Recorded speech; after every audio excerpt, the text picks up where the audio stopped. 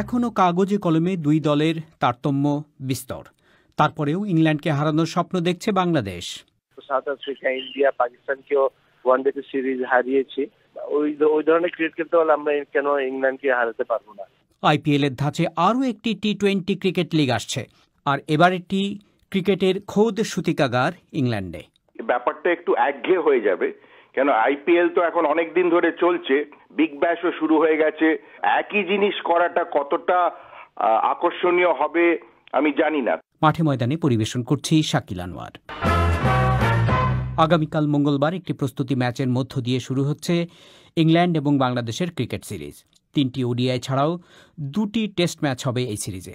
কাগজে কলমে যে কেউই ইংল্যান্ডের এই দলকে বাংলাদেশের চেয়ে সব দিক থেকেই এগিয়ে রাখবেন। কিভাবে তাদের মোকাবেলা করার চেষ্টা করছে বাংলাদেশ দল, বিবিসিকে বলছিলেন বাংলাদেশ ক্রিকেট বোর্ডের ক্রিকেট অপারেশনসের প্রধান আকরাম খান। বেসিক্যালি ইংল্যান্ড আপনার গত 2 বছর খুবই ভালো ক্রিকেট খেলছে অল ফরম্যাটে, এবং স্ট্রেন্থ ওয়াইজ ওরা কিন্তু আমাদের চেয়ে বাংলাদেশের চেয়ে অনেক ভালো। আমরা কিন্তু আপনার বাংলাদেশ ভালো করছিল, এবং মাঝখানে প্রায় 11 মাসে আমরা ওয়ানডে খেলতে পারিনি। ওই রিজনে কিন্তু আমরা আফগানিস্তানের সাথে একটা সিরিজ আমরা খেললাম, আল্লাহর মতো ওখানে আমরা ভালো করেছি, এবং সাউথ আফ্রিকা, ইন্ডিয়া, পাকিস্তানকেও ওয়ানডেতে সিরিজ হারিয়েছি। ওই ধরনের ক্রিকেট খেলতে হলে আমরা কেন ইংল্যান্ডকে হারাতে পারবো না? ফ্যাক্টরটা হবে আপনার টসটা ভেরি ইম্পর্টেন্ট। এখন যে ওয়েদার বাংলাদেশে, এখানে কিন্তু আপনার বৃষ্টি হয় সারাক্ষণ, আপনার কভার থাকে, এটাতে ময়েশ্চার জমে যাচ্ছে উইকেটে, আউটফিল্ডে আপনার ভিজে যাওয়াতে আপনার বলাররা বল গ্রিপ করতে পারছে না। তো তারপর আমি মনে করি যে সবকিছু মিলে আমাদের, যেহেতু আমরা হোমে খেলছি বাংলাদেশ, অ্যাডভান্টেজ তো থাকবেই। আকরাম খান। ইংল্যান্ড এবং বাংলাদেশ উভয় দলের খেলার দিকে নিয়মিত নজর রাখেন বাংলাদেশের সাবেক ক্রিকেটার এবং অনূর্ধ্ব 19 দলের সাবেক কোচ শহীদুল আলম রতন। বেশ কবছর যাবৎ লন্ডনে থাকেন তিনি। ক্যাপিটাল কিডস ক্রিকেট নামে একটি ক্রিকেট চ্যারিটির প্রধানের দায়িত্ব পালন করছেন মিস্টার রতন। ইংল্যান্ড বাংলাদেশ সিরিজটি কতটা প্রতিযোগিতামূলক হবে বলে তিনি মনে করছেন? England team they are very mature team, এবং তারা মাত্র তাদের হোম সিরিজগুলো শেষ করলো, তাদের সামার শেষ করে সবাই match fit. At the same time আমাদের বাংলাদেশে যদি আমরা দেখি, আমরা মাত্র আফগানিস্তানের সাথে আমরা সিরিজটা জিতলাম। এটা একটা এক্সাইটিং, একটা খুবই দেখার মতো একটা সিরিজ হবে বলে আমি আশা করছি। কিন্তু আপনি কাগজে কলমে যদি দেখেন, মানে আপনি আলাদা আলাদাভাবে যদি প্লেয়ারদের যোগ্যতা এবং তাদের অভিজ্ঞতা যদি মানে বিচার করেন, তাহলে ইংল্যান্ড টিম তো অনেক ভালো, তাই না? ওই অর্থে, এবং অনেকটা ক্রিকেট খেলেছে তারা। সম্প্রতি তারা পাকিস্তানের সাথে সিরিজ খেললো। অন্যদিকে বাংলাদেশ, আপনিও যেটা বলছিলেন যে অনেকদিন ইন্টারন্যাশনাল ক্রিকেটে ছিল না। আফগানিস্তানের সাথে তাদের একটা 3টা ম্যাচের একটা সিরিজ হয়েছে একদিনের, তাতেও যে খুব ভালো কিছু করেছে কেউ বলবে না, কারণ প্রথম দুটো ম্যাচেই বাংলাদেশ স্ট্রাগল করেছে, একটাতে হেরেছে তারা। এখন যেটা হয়েছে যে আমার মনে হয় যে 9 মাস পরে বাংলাদেশ আন্তর্জাতিক ক্রিকেট খেলেছে। আসলে তারা একটা মেন্টাল প্রেশারের মধ্যে ছিল, they need to come back. যে শক্তিতে তারা খেলেছিল ওয়ার্ল্ড কাপের পর থেকে বিভিন্ন সিরিজে, ওই রিদমে ফিরে আসার জন্য তাদের একটা মানসিক একটা প্রেশার ছিল, এবং এটা কাটিয়ে উঠতে গিয়েই কিন্তু প্রথম ম্যাচটা খুব কষ্ট করে জিতেছে, এবং দ্বিতীয় ম্যাচটা তারা হেরে গিয়েছে। বাট আপনি যদি লাস্ট ম্যাচটা দেখেন, আমার মনে হয় বাংলাদেশ টিম ফিরে এসেছে স্ট্রং ভাবে। কাগজে কলমে ইংল্যান্ড টিম অনেক ম্যাচিউরড, বাট আপনি যদি বাংলাদেশের সিরিজগুলো দেখেন রিসেন্টলি, আমার মনে হয় বাংলাদেশ টিম ওই শক্তিটা, ওই মনোবলটা নিয়ে ফিরবে, ওই কনফিডেন্সটা নিয়ে ফিরবে, যে যেখানে তারা সাউথ আফ্রিকা, ইন্ডিয়া, পাকিস্তানের সাথে সিরিজগুলো জিতেছে। এবং আমাদের যে কন্ডিশন বাংলাদেশের, আমাদের উইকেটের যে কন্ডিশন, ওই উইকেটে আমি বলছি না যে ইংল্যান্ড অ্যাডাপ্ট করতে পারবে না, they all are professional players, but আমার মনে হয় একটু হার্ড হবে বাংলাদেশ কন্ডিশনে। এবং আমি আশা করছি যে বাংলাদেশ ভালো করবে, কিন্তু ইংল্যান্ডের এখানে আপনার দেখেন এই সিরিজে অনেকদিন পরে 4টা এশিয়ান গিয়েছে। হাসিব হামিদ যাচ্ছে, নিউ ব্যাটসম্যান। আদিল রশিদ তো আমরা জানি যে he is a good leg spinner, and ও ধরেন একটা ইম্প্যাক্ট ফেলতে পারে। Moeen Ali very good allrounder, useful allrounder.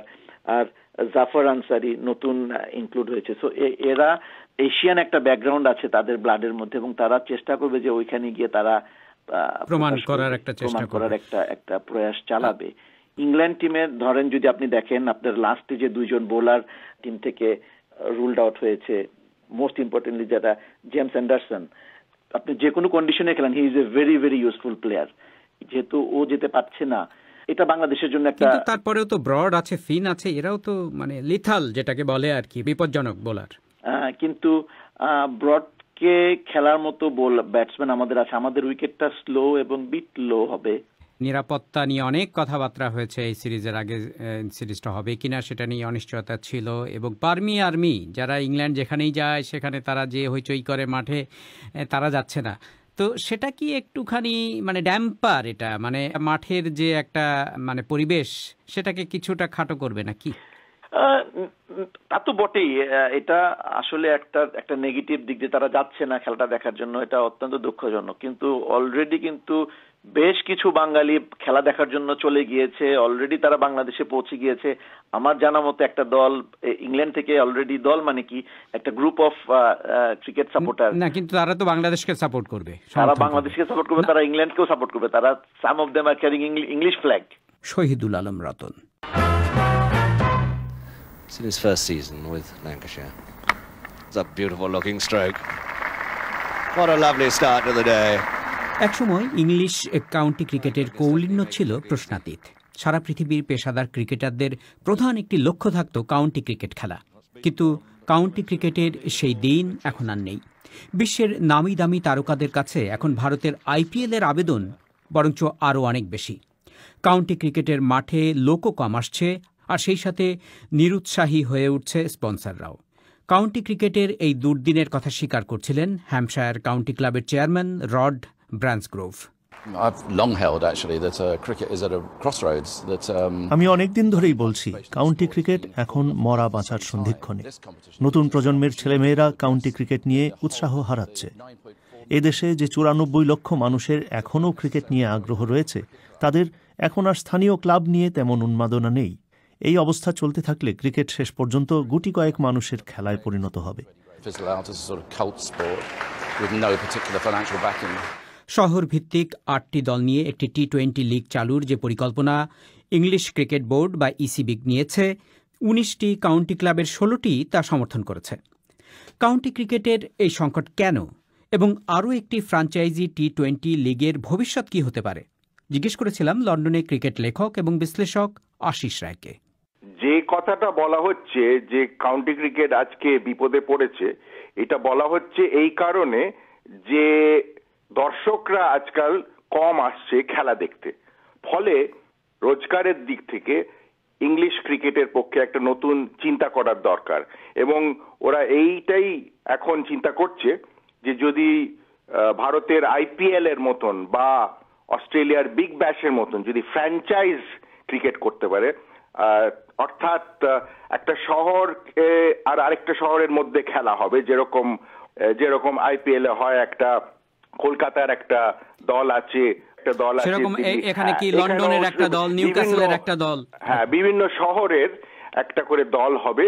এখানে তো চিরকাল কাউন্টি ক্রিকেট খেলা হয়, তো একটা কাউন্টির আর আরেকটা কাউন্টির মধ্যে খেলা হয়, কিন্তু এটা একটা নতুন ওরা কনসেপ্ট আনতে চাইছে, একটা শহর আর আরেকটা শহরের মধ্যে খেলা হবে। তো সেভাবে কি আপনার মনে হয় যে এই আইপিএল এর মতো এরকম একটা ফ্র্যাঞ্চাইজি ক্রিকেট করে লোকজনকে আবার ক্রিকেটে নিয়ে আসা যাবে, মানুষজনকে মাঠে আনা যাবে? এটা বলা মুশকিল। তার কারণ হলো কি, ব্যাপারটা একটু একঘেয়ে হয়ে যাবে। কেন, আইপিএল তো এখন অনেক দিন ধরে চলছে, বিগ ব্যাশও শুরু হয়ে গেছে, তাই একই জিনিস করাটা কতটা আকর্ষণীয় হবে আমি জানি না। প্রথম কথা হচ্ছে যে পৃথিবীর সমস্ত ভালো ভালো ক্রিকেটারদেরকে তাদেরকে আনতে হবে, সুপারস্টারদেরকে। এখন আইপিএল এর যে পয়সাটা এরা পায়, আইপিএল এর যাওয়ার খেলার জন্য যে আকর্ষণ তাদের, মানে ইংল্যান্ডে কি আনতে পারবে সেই পয়সা দিয়ে? সেটাই হচ্ছে বড় বিষয় এবং বড় প্রশ্ন। এখন বিভিন্ন খেলোয়াড় আছে পৃথিবীর চারিদিকে যারা শুধু এই 2020 ফ্র্যাঞ্চাইজ ক্রিকেট খেলে, এটাই হলো রোজগার। তারা আইপিএল এ খেলে, তারপরে বিগ ব্যাশে খেলে। পাকিস্তানও নতুন একটা টুর্নামেন্ট শুরু করেছে, যেটা 2020 বাংলাদেশে হচ্ছে, সব জায়গায় হচ্ছে। তাই জন্য আমি বলছি যে এটা একটা নতুন ব্যাপার তো হবে না, এটা একটু একঘেয়ে ব্যাপার হতে পারে। তাই গুরুত্বপূর্ণ বিষয় হলো যে কত পয়সা দিতে পারবে আর কত প্রাইজ মানি দিতে পারবে। অর্থাৎ প্রথমত যে খেলোয়াড়দের যেটা তাদের রোজগার, সেটা কি 1 মিলিয়ন 1.5 মিলিয়ন হবে যেরকম আইপিএল এ হয়, না তার চেয়ে অনেক কম হবে? সেই পয়সাটা আছে কি না ইংল্যান্ডের? সেটাই হলো বিষয়। যদি ইংল্যান্ড স্পন্সর জোগাড় করতে পারে এবং সেই স্পন্সর যদি ইন্ডিয়া থেকে আসে, এমন সময় খেলা হবে সেটা ইন্ডিয়াতে প্রাইম টাইম হবে। টেলিভিশনের ক্ষেত্রে সন্ধ্যেবেলা খেলা হবে, যদি এখানে দুপুরবেলা খেলা হয় ইংল্যান্ডে। তাই সেটা আকর্ষণীয় হতে পারে। ভারতবর্ষ থেকে স্পন্সর আসতে পারে, তার জন্য টাকা অনেক বেড়ে যেতে পারে, এগুলো সব সম্ভব। কিন্তু এই মুহূর্তে আইপিএল এর যে প্রাধান্য, এই প্রাধান্য এখন কিছুদিন ধরে চলবে। আশিস রায়। আর এরই সাথে শেষ করছি মাঠে ময়দানে।